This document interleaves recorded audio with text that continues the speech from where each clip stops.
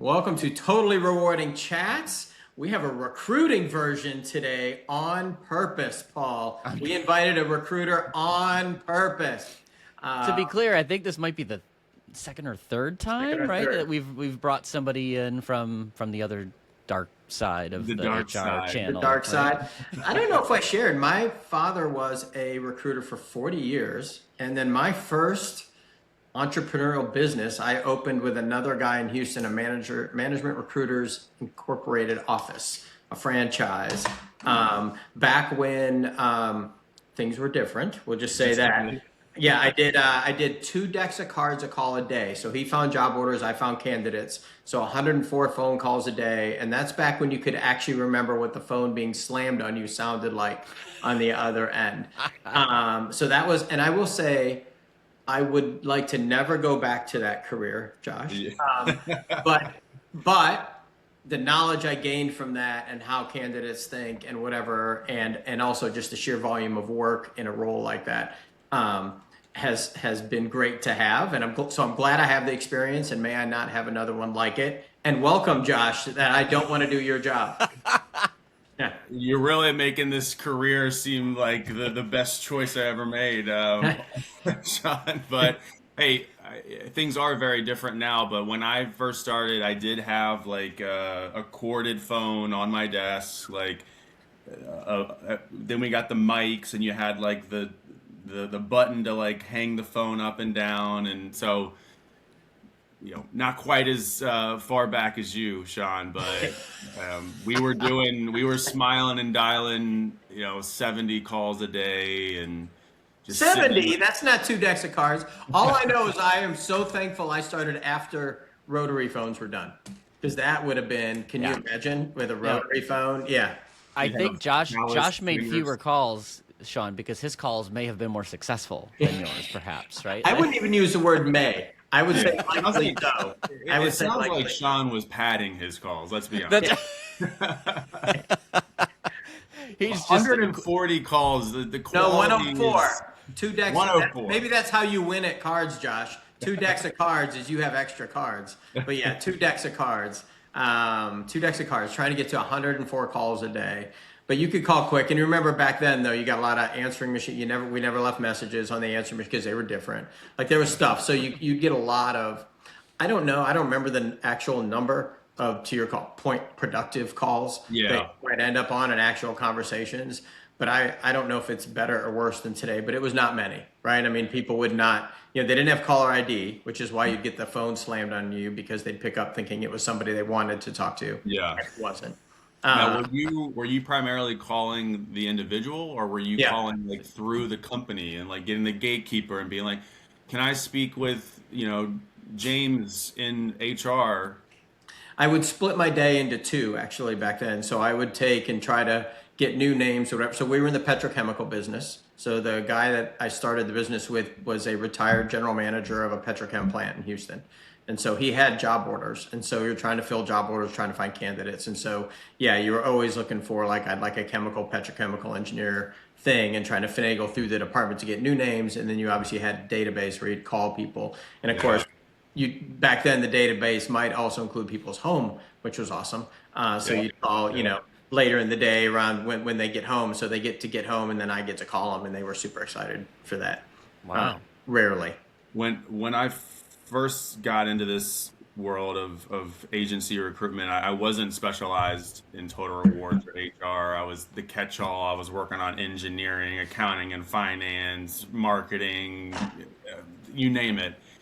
And I can remember the days of, we would get these manufacturing clients and we'd be calling into a manufacturing facility for an engineer or the plant manager or whatever it might be. And we were calling like into the company. So, and a lot of times you're trying to talk to multiple people and you'd get the same gatekeeper. It might be the office manager or whoever answers the phone. And at some point they're like, why do you keep calling? Like, what is going on? And for a different person. You keep calling for a different person. Yeah. Yeah. You gotta change your voice. Yeah. Well, so Josh, take a step back, right? Like, say hello. Let's tell us what you actually like. Give us the pitch before we jump in too many to stories, because we'll go there. We're already going down rabbit holes. So I'm Josh Mensinger. I now lead an HR and total rewards recruitment practice. So I work for a global recruitment agency called GQR, based out of the firm is based out of New York City. I personally am based in Charlotte, North Carolina, and like I said, lead up our HR and total rewards recruitment practice. So very niche, specialized. That is my area. I've been doing agency recruitment for about a decade now. Like I said, didn't start in HR and total rewards, but about 2 years into my career, that's when I started gravitating towards this niche, and here I am 10 years later. I also founded and started my own HR and total rewards event series called HR After 5, which I've been growing and popping up in different cities throughout the country, Charlotte, New York. I've got Raleigh later this month, and eyes on other cities to keep expanding that. So Cheshire, Massachusetts on that list? We'll see, Sean. Oh, really? That is, and it can be in Sean's backyard. No, don't change the subject now, Paul. That's his best answer I've ever got for anything to happen in Chester. So we're just going to take the maybe. W. Yeah, we're in an exploratory phase, so nothing's off the card here. We're just short one location. I don't know where we would actually host it here. The library. That hot market I've been missing. I couldn't believe it didn't hit my radar. Before we dive into more, we like to make sure you're a human and go through the speed round of questions. Absolutely. So, are you a coffee or tea person? Coffee. Okay, and then the follow-up question now is, are you a coffee snob? No. I'm not even a daily, I'm like a every other day kind of coffee guy, but yeah. How does that work? Actually, I don't even know. So help me out, because I'm definitely not. I might be more volume than that. So I usually have some level of caffeine each day, but here lately I've been a Coke Zero guy. Oh, first thing in the morning. We're in a whole different category now, but yeah. I'm actually surprised we haven't got more of those. Back when I was at Mercer, there were a couple leaders in the company that were large diet of what flavor of choice drinks early and drink a lot of them through the day. That was their caffeine vehicle. That. I don't drink those. Most days I wake up just nothing, and I don't have caffeine until around lunchtime, and I don't eat until lunchtime. So I'm just like. That's a whole nother. That's like a whole nother. Yeah. Yeah. How? I'm just fasted and just drinking water and just jumping into it, and then usually around 11 is when. So I'll do like an early lunch, and so that's a whole nother. As a triathlete, there's zero chance I can get him to do anything without any food. Like that would not go well for the rest of the day for me. I wake up hangry, so I don't I eat within minutes of getting up. Yeah. If I push to like 12:30, I start getting a little edgy. So okay. Well, I'm glad we did this earlier in the morning. If we did like an 11 o'clock, it might have been tested. Yeah. We kept you from it. So the vacation place you'd like to go that you haven't been? I really want to travel to somewhere in Asia.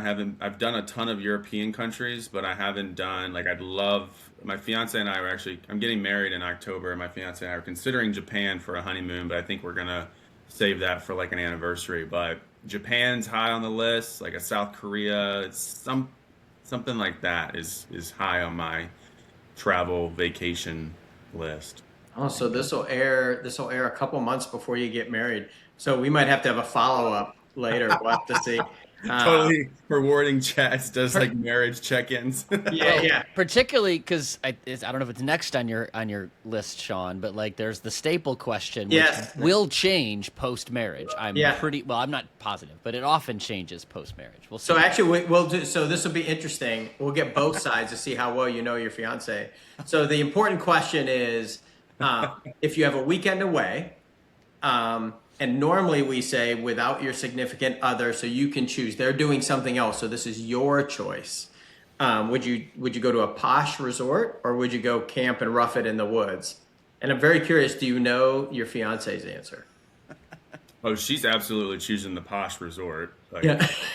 10 out of 10 times. And then I'm gonna go more on the woods. Like I grew up in the Shenandoah Valley of Virginia, so like the mountains are kind of home for me. So I'm gonna go with the mountain. I'm actually my a lot of people do their bachelor trip in Vegas or Nashville or Phoenix, Scottsdale. I'm actually getting a giant like mountain mansion outside of Asheville. Oh, sweet. I will add, we did our bachelor party up in the White Mountains. So just in the middle of the woods. So, which Paul's like, of course you did. But so now I'm very curious. A year later, I want to see what happens, because the odds on you taking her to camping for the weekend it sounds low. Well, it sounds like he's going to be the next reason why we had to change the question from you get a weekend away, what do you do? And the answer was always, well, my spouse says we're going to go to the resort. It may still be where Josh could say, I miss the woods or I miss the mountains, and as a result, I'm going to the mountains. I mean, don't get me wrong. A nice, inclusive, posh resort, like I can get down with it. Like, but that's where you lost me. I can't. I'm so uncomfortable. I can do both. Like I can do the posh, bougie side, but I can also do like the roughing it, like. I like that. You're multi-talented. You got the multi-resorted, whatever. Multi-social. Multi-social. You can sort of fit it in multiple places. So speaking of that social, what's your hobby of choice? I'm a big hobby guy, but right now it is pickleball. I think I even like over. I could see the magazine. Yeah. Okay. And I believe that's a frequent venue for your HR After 5, or at least I've seen a few things where you've done it at the Thirsty Pickle is one in particular I remember seeing. Yeah, the Thirsty Pickle. The Tipsy Pickle, yeah. Tipsy Pickle. Tipsy. Yeah. Even better. Well, that's after you're thirsty, you're tipsy, Paul. They've matured as a business. Yeah. I do like that play on name, though. So Charlotte is where Tipsy Pickle is, and that's where we've had 2 of our HR After 5 events. And I also had the opportunity to invest in Tipsy Pickle, so I've got a added interest in that. But it's been super cool to get into that pickleball crazed space. Yeah. And, so that's my hobby now. And then I've started to dabble in golf, but that's more of a. You can always save that for later. That is a time and investment suck in a whole different way. Yeah. That one's a lot more challenging. Yeah. Are you a crunchy or creamy peanut butter guy? Dang, that's one where I like. Sometimes I'll grab the crunchy and maybe. But usually creamy. Usually creamy. So both are in the pantry? Not at any given time, but some days like I'm buying. I need to get peanut butter. I'm like, you know what? The crunchy sounds good this time. But most of the time, it is creamy. Okay. Wow. Usually, it's pretty divisive subject. People are, people have feelings about their peanut butter. Yeah. So you are in the recruitment space, in our space in particular. So you have a super unique perspective to what's going on. So I'll just start with, how do you see kind of the employment market in the total reward space right now, with everything that's going on? Obviously, AI changes, market, socioeconomic, there's just all the stuff going on. So how would you start to sum up what the market's like for people in our space? So great question, Sean. And I get this question quite a bit from folks in my network and such. The market there's certainly opportunities out there. Like if you go on LinkedIn right now, if you're a total rewards professional and you're like, I'm just looking for a new job, or I want to change, like you can find things out there. The challenge is that it is highly competitive right now. It's a little bit saturated in a sense of people searching, and there has been a little bit of a shift in what companies are seeking in their total rewards leaders.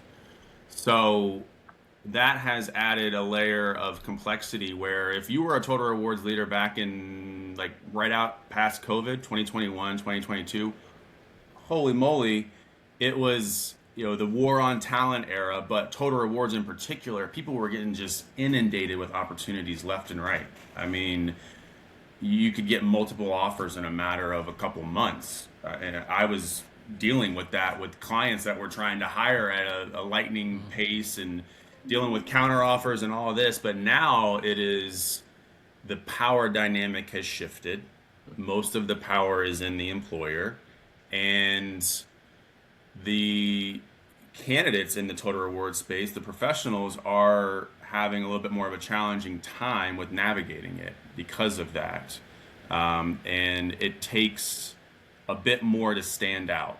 And I think that's where we could probably talk about more, is just kind of the evolution of the total rewards profession and what it was and what it is and what it will be. Have you seen, when you talk about there's fewer roles or it's more competitive, how's the remote in-person thing shifted as well? Because I think during that period of time, to your point, the balance of power shifted, and so they were trying to find the best person, and there wasn't even an office. So how have you seen that shift as well the past couple of years? Yeah, that really started to shift, I'd say, in like mid 2023, and that changed things a lot.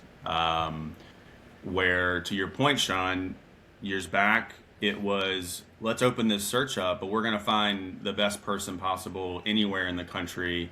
And people that were living in Texas were scooping up jobs that were based in New York and all this. And unfortunately, another byproduct of that is some people got burned in that process, where they had been long-standing employees, leading total rewards at a particular organization, got tempted by, hey, here's dangling this fruit of great opportunity, we're going to pay you. I mean, some of the offers that I saw during that time to tempt people to come and join their organization were ridiculous. It was a situation where, like, how could I say no? Like, you're going to pay me this much more and I can just stay home? So a lot of people did that. They jumped, and then fast forward, these organizations changed their stance, returned to office. Oh, we need people, within a 40-mile radius of our headquarters. You got to come in 2 times a week.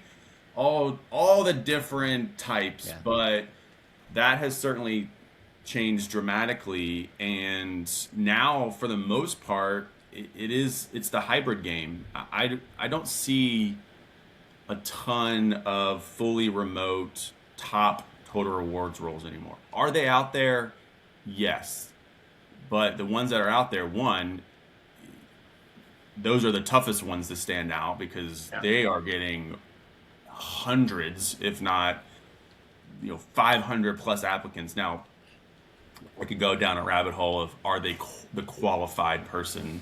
But it's really hard to stand out for those fully remote roles. But for the most part, most organizations have shifted that, and it's continuing to go down that path. It's very apparent, and a lot of people are facing that fact and having to change their expectations, realize that, I've been remote for the past 6 years, but either I stay stagnant in this role that I'm in and be unhappy, even though I'm remote and I have a lot of flexibility, but in order to get into a better environment, advance in my career, say you're a director, senior director, fringe, like trying to get into that VP of total rewards role, well, odds are you're going to need to lower your expectations when it comes to like being fully remote, if you want that to happen. I really, I'm wrong a lot, but I was really wrong on this.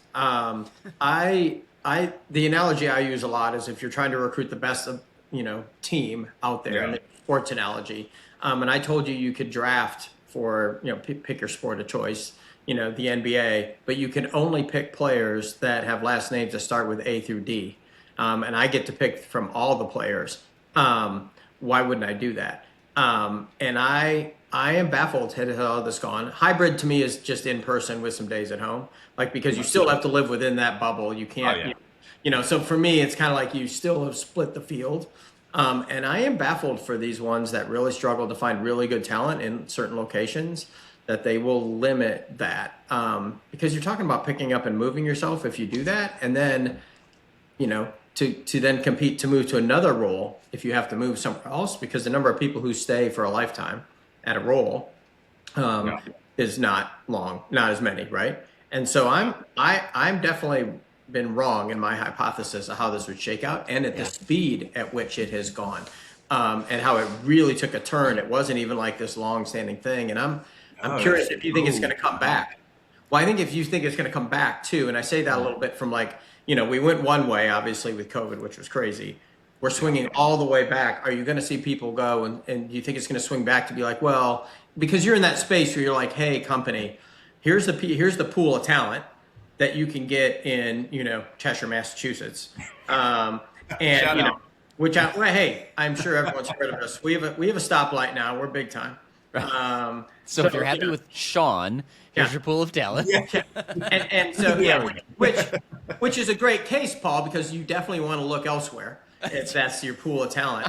And so how are you navigating that with companies? Because you're like, hey, here's your choice, and they're like, oh, well, I really wish they had this and this. It's like, well, you have a choice, but that choice is remote.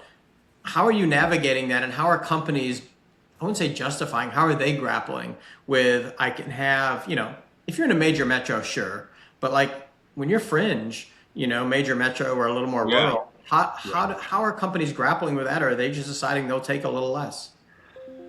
It varies big time. A lot of times it's kind of what will happen in some of these markets where the talent pool might not be as large is they'll initially, hey, we're gonna go to market for this role. We're gonna open it up.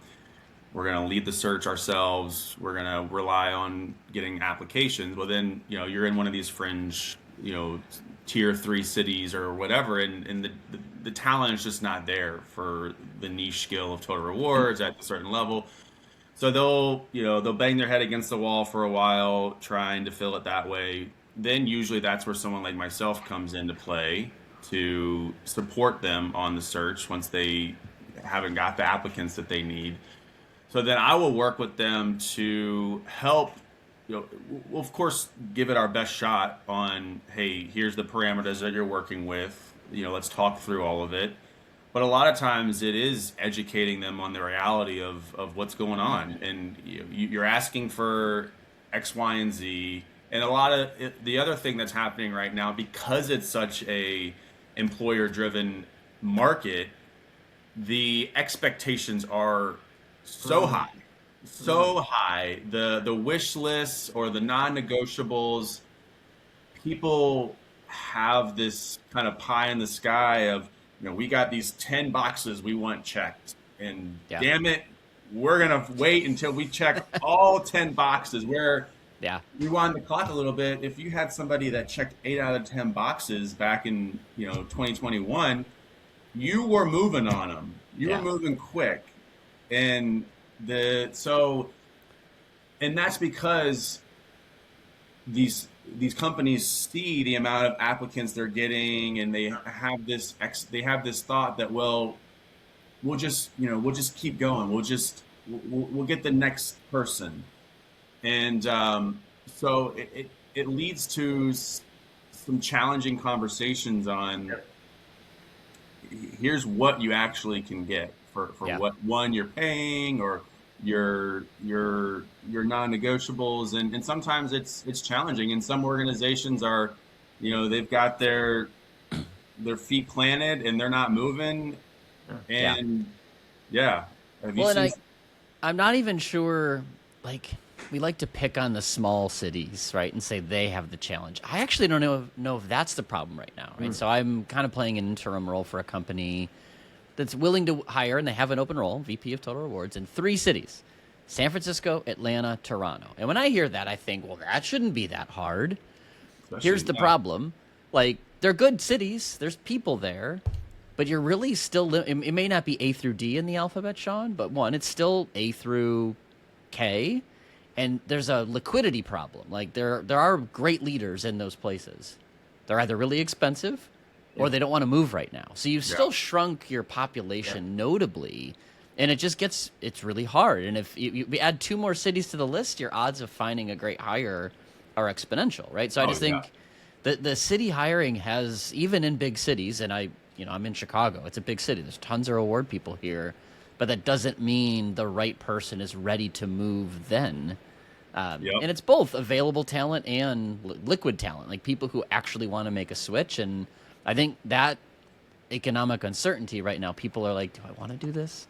Like, is this the time for me to make a change or not? You took the word. I think the online piece, I think, probably doesn't help either, Josh, because people are seeing, like, here's the type of people that are out there, and they're posting and they're doing stuff. And like, I'd like one of those, to your point of like, I'd like one of those too, because I know they're out there. And so then they basically are like, Josh, go find me, someone like this. And you're like, dude, look where you live, like, or look where it is. Or, Paul, the cities are always interesting too, because, I mean, I don't know about Charlotte, but the line someone told me in Atlanta, I think it was Briscoe, actually, Paul, who was like, when you're in Atlanta, you're always an hour and a half away from Atlanta. And so, like, same thing, right? You forget, like, people, do people want to even go like an hour each way for a job, like, or not? So it is actually, you're still in the same city, but you're not, like, that's so far away. Like, I can drive, a long ways. Depending on what is it a 4-day on site, is it a 3-day on site? If you're on the north side of Atlanta, but the best talent, it's tough.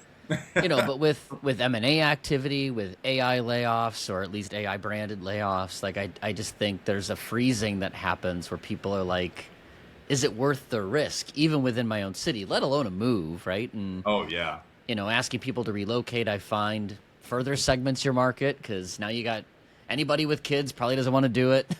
Like, there's limiters we put in that I think, I'll age myself a little bit, but early 2000s was probably a normal thing that now different generation of VP talent, different economic conditions.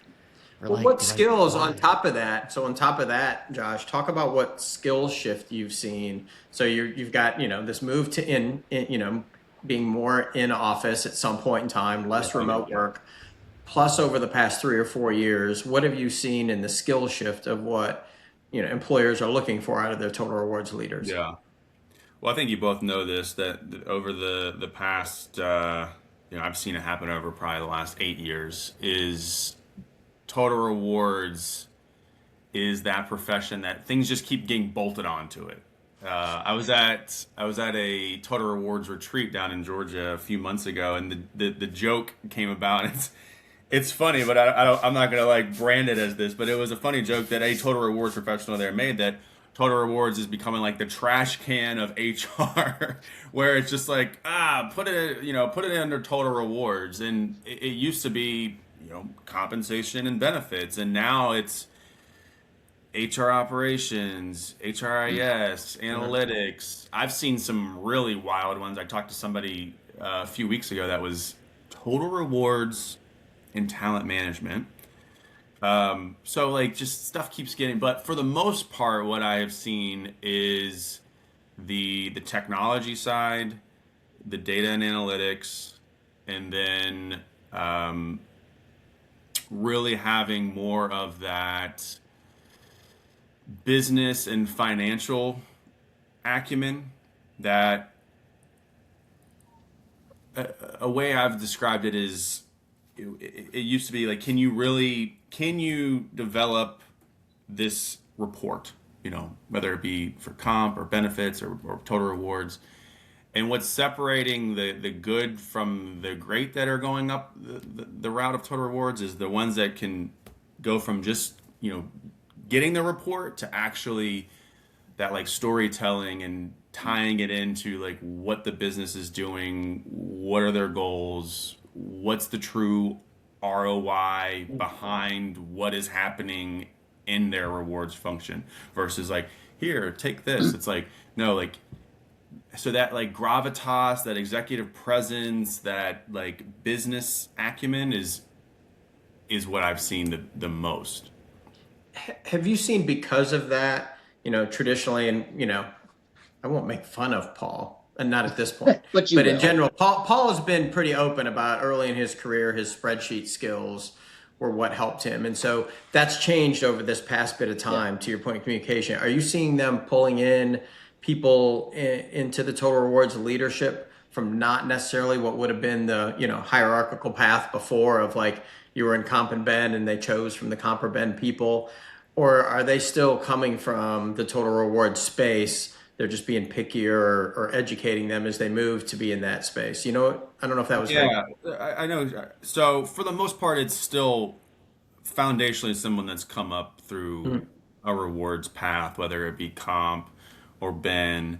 And of course, we could go down a whole rabbit hole of the comp versus ben and what mix is the preferred and all of that. But I have seen, I'm actually working with a client in New York right now on their, we're determining if it's director or senior director, but of total rewards, but their VP of total rewards actually came up through employee experience, change management, talent management. And this was kind of a stretch assignment, if you will, to round out their HR experience. So that one's a little bit more of an outlier, but I've seen that a handful of times, like more of like the business partner route getting then tapped into. They were been in HR business partner where they were partnering very closely in rewards and supporting a particular business unit on maybe some of their reward stuff and then getting that specialized role. But that's not a big trend, I would say, that's just taking over the rewards space. Yeah. And the other one I had is, how are you seeing the communication skills? Because I think, I envision, 15, 20 years ago, the comp person, Paul sitting in a corner, jamming on, depending on his age, Lotus Notes, and using his skills. And now I think it's become with pay transparency, equity, and all the pay. Are you seeing those skills becoming more critical? Absolutely. Yeah. Communication, executive presence, being able to, go into a boardroom, being able to work with the C-suite effectively, being able to influence, a lot of influencing. Total rewards is so at the nucleus of so many different things. And you talk about like high M&A activity, a lot of organizations going through restructures and rifts and all of this, and total rewards has to be at the center of that in some capacity. And it leads to, a lot of times it's a lot of influence without authority, unfortunately, and I can definitely attest to how that feels being in my seat, which is a lot of influence without authority. But total rewards gets in that bucket a lot.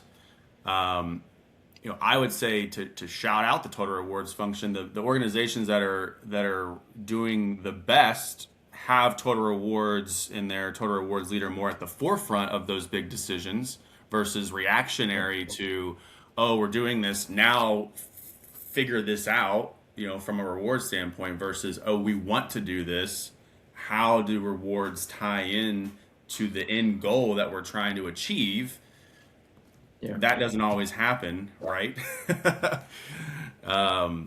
But yeah, to your original question, that is absolutely rising to the top as far as the expectations for a total rewards leader to not just be the numbers wizard anymore, but how do you need those, like you have to be the numbers wizard, but you also have to end up getting that those communication people side of it as well. So with all that in mind, if someone's listening and going, I'm thinking of moving or doing something or whatever, like what are the things, your advice to people pondering change, from anything from your online presence to LinkedIn to skills to, dump it on us, Josh. Drop the knowledge. Well, it takes a multifaceted approach. Absolutely. The days of, oh, I'm looking for something new, and one, I'm going to expect that it's going to land in my lap. Two, I'm going to just go out here. I've got the best resume. I've just brushed it up. I'm going to send it out to 5 roles that I love, and they're gonna call me tomorrow, and here we go. Like, it's just not how things are anymore. I'm not gonna lie, Josh. We've never had sound effects on here, but I might have Devin go back and grab that as a button. I want to save that for later with Paul. It's a technical keep going. Raspberry. Yeah, but we haven't had anyone do that. So like we haven't had the need. Like I definitely want to grab that. I try to keep it, I try to keep things fun over here, Sean. Well, you know why I'm on here, Paul. This is with Paul. It's a highly professional show, so we might have to edit something like that out to keep our mojo in the space. No, people like to see the what's really behind the curtain here. So it takes a multifaceted approach. You can't expect to just apply and something to magically happen. No, don't get me wrong. Like, do you still have to do that? Do you still need to get a resume together? Yes. Do you still need to have part of your time spent applying to jobs? Yes. But if you think that is going to be the ticket to success, you're going to be disappointed. It takes re-engaging with people in your network. That relationship equity is more valuable than ever.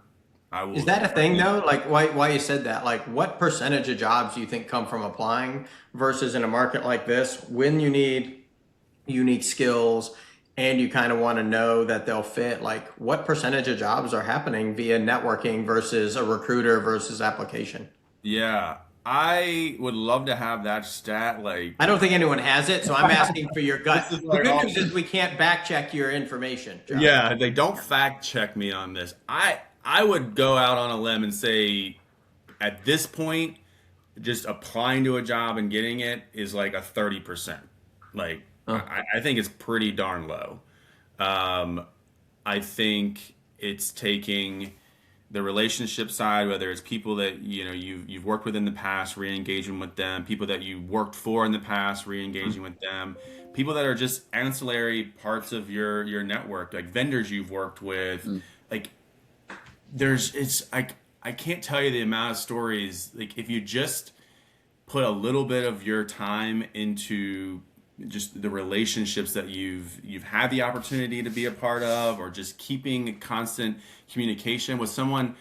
Like, again, to the vendor side, it's like, oh, my benefits person or my comp person, and like you don't realize how many people those people know, and their ear is to key decisions that are being made in organizations where they may be able to tell you about something you don't know or tee you up. So that's super important. Getting out of your comfort zone to get out and the in-person stuff is really starting to rise again.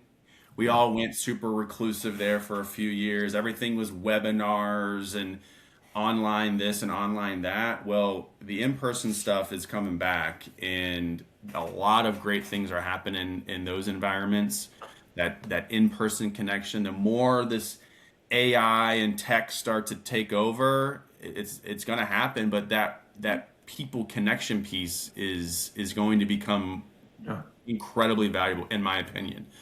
So it takes that, spend some time doing the application, spend some time doing the networking, spend some time reconnecting with old, colleagues. Yeah. All of that will give you a better opportunity of finding your next role. Yeah, I really do think the personal piece, I'll end into that. I think the networking is going to become huge. Nobody's LinkedIn profile says I suck at a lot of stuff and I'm probably not going to be good at my next job.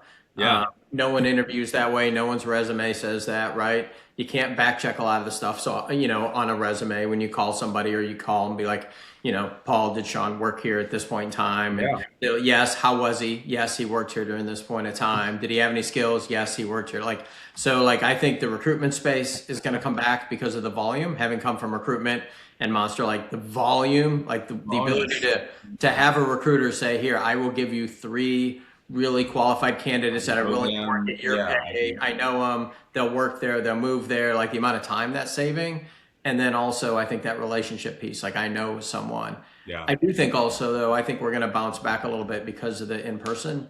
I think we're going to get to a point where we're back to those 8 boxes or or like I'm willing to take somebody who's got aptitude and maybe he's going to think a little differently, because we're moving to a point, I think Paul and I have talked about this where the science is simpler, but the art of applying it to your unique company, I'll steal your word of the day, gravitas. It requires some gravitas to be able to analyze it, apply the art, and then communicate it. And so I think there'll be an opportunity for people that are like 1 degree of separation from total rewards, that they might have to get what they need in that person that's coming out. So I think your job just gets harder personally. The other thing that you briefly mentioned that I want to hit on is LinkedIn. I think people underestimate the power of LinkedIn in the world of finding opportunities, getting tapped on, connecting with people. Like, all three of us are very active on LinkedIn, so I think we'll all stand on that rock. But a lot of people are apprehensive about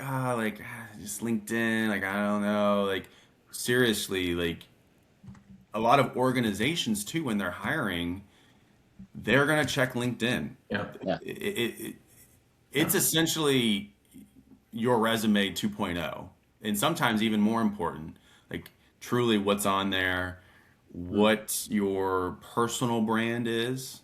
I'm a big advocate on having a personal brand, and in Total Rewards, I've seen that as well stand out, where people are just active on there, engaging with their networks, keeping it up to date. At minimum, just keeping it up to date. Like, you don't need to be this Total Rewards LinkedIn influencer to be successful, but keeping it up to date.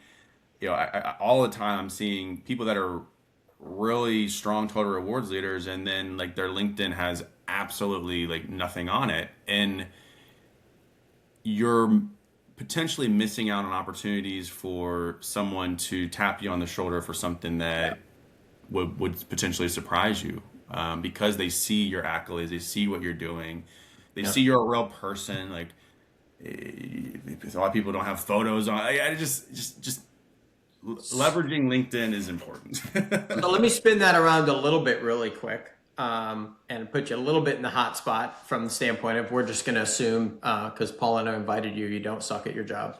I get a lot of people who will send a note and be like, hey, are you interested in another role?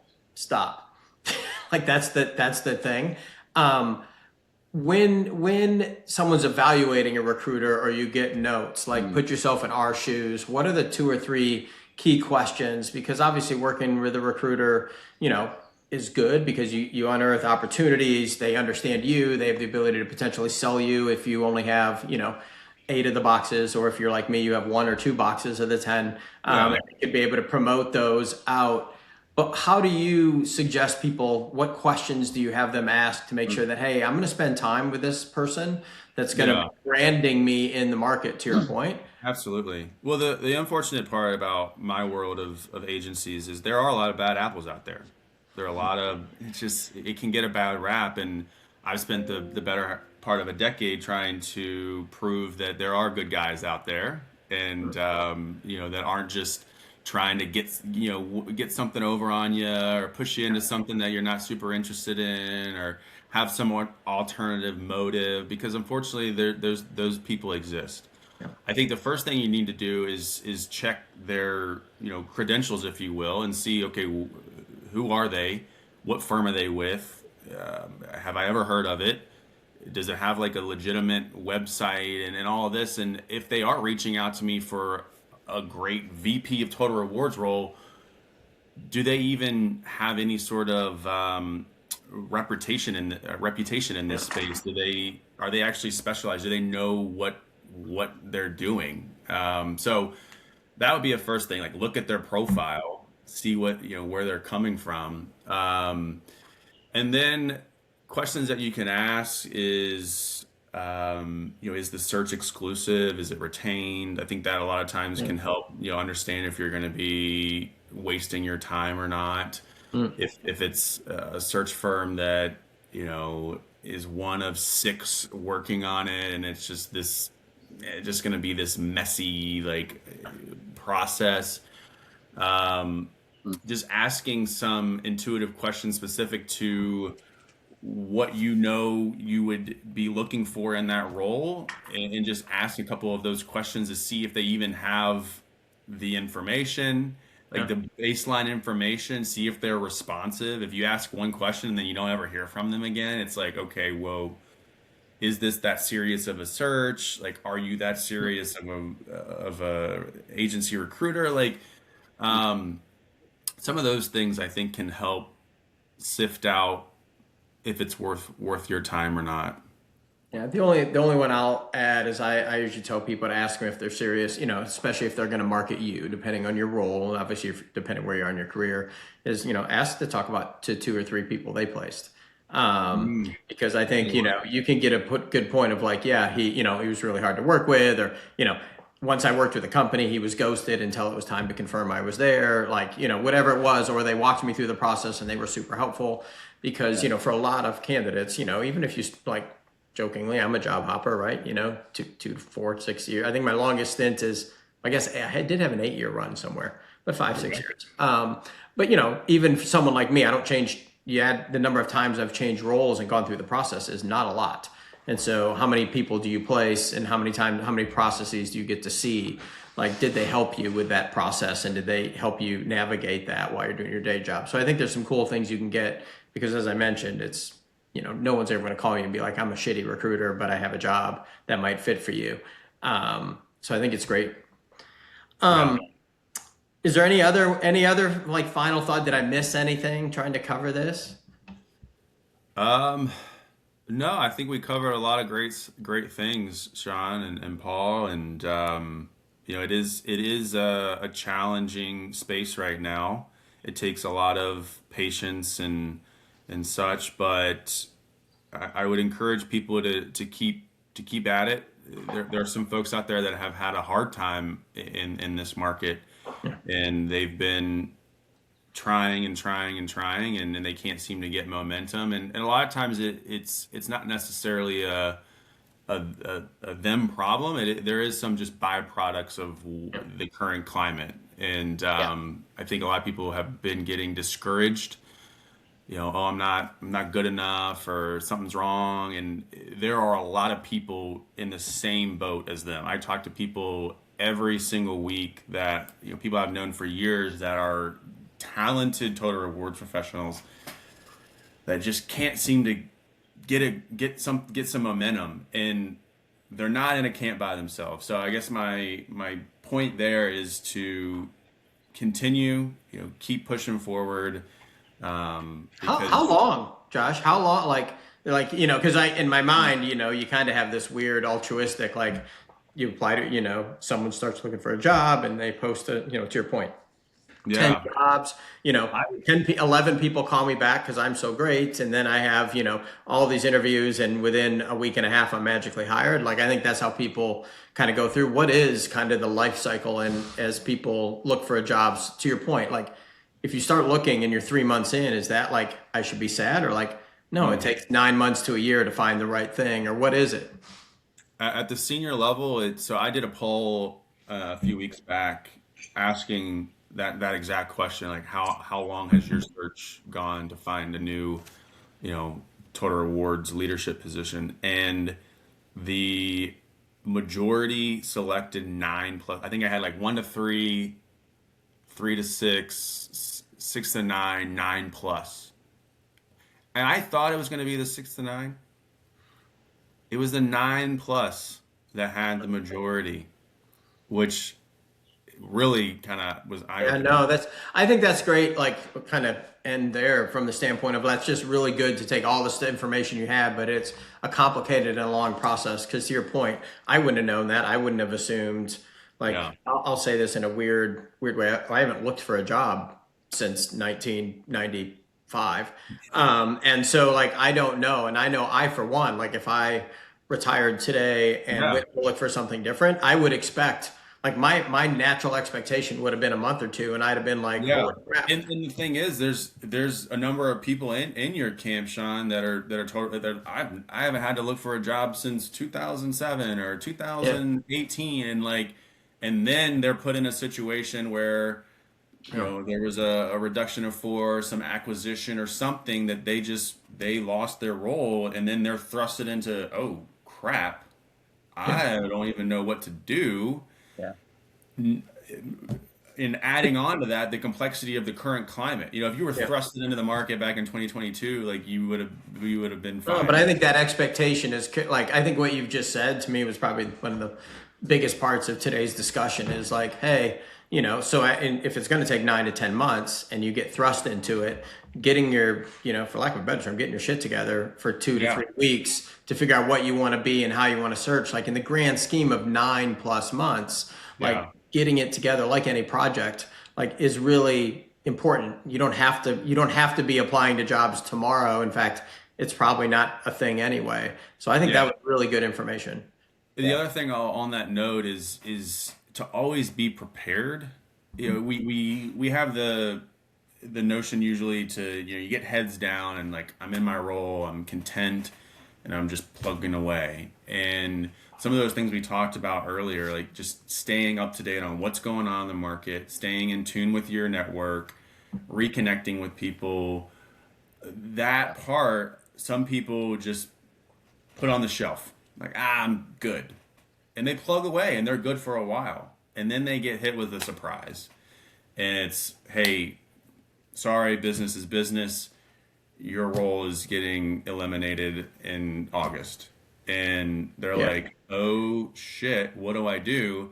And then it's all those people that you've had no conversation, you've ignored for years, you've just kind of put on the back burner, and then it's like, I really need help.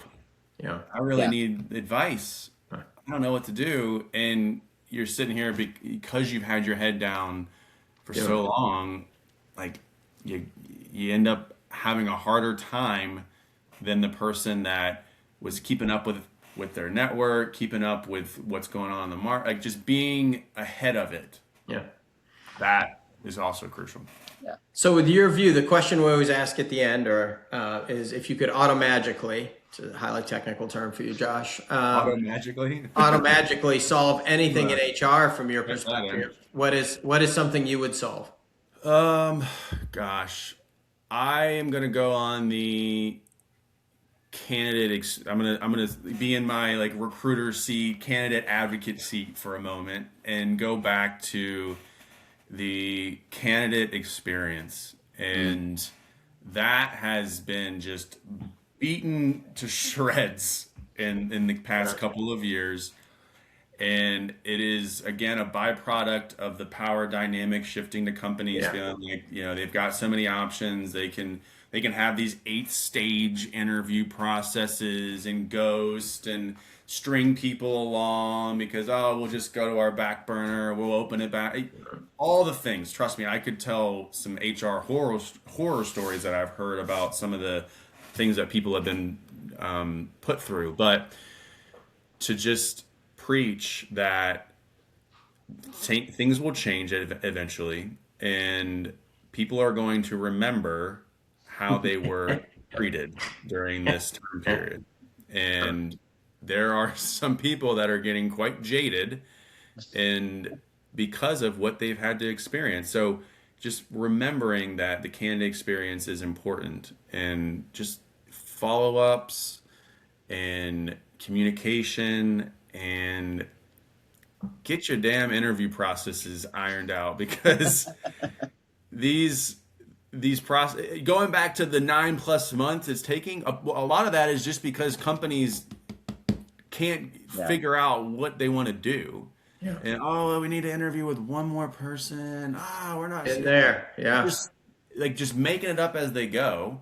And trust me, I have to deal with that and try to influence, like, how do we button this up and streamline this. But inevitably, a lot of companies are just winging it, and unfortunately people are having to, go through it. And I think they forget sometimes there's a human at the other end, like, there's a number, and it's someone, it's someone's life there. And, I know there's numbers and it's complicated, but no, I think that's a great one, Josh.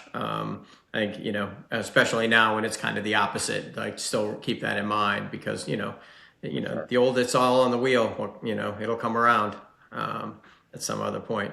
Well, I appreciate you sharing like the insights from your perspective, because I think we talk a lot about people in role, but people move roles and what's important, and you get a unique perspective of what skills are literally valued by companies and what people are looking for. Whereas, Paul and I prognosticate for whatever that's worth. You actually see it out in the market. So for those listening, I'm going to do it again, Paul, because it was so fun last time. I heard it on another podcast. Look at him. He said, I haven't done this before. I did it for the first time ever, Josh.